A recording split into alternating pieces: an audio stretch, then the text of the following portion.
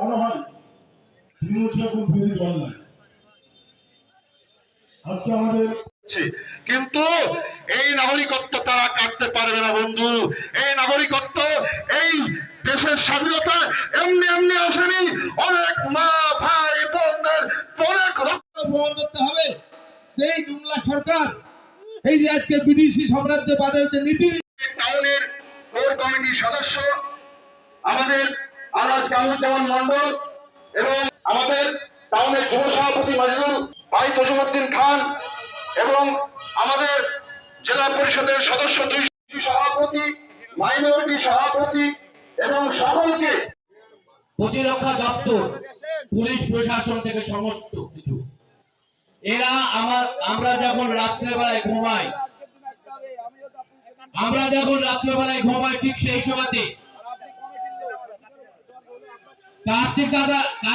কার্তিক দার পক্ষ থেকে আজকে তার নেতৃত্বে বড় এক মিছিল আসছে।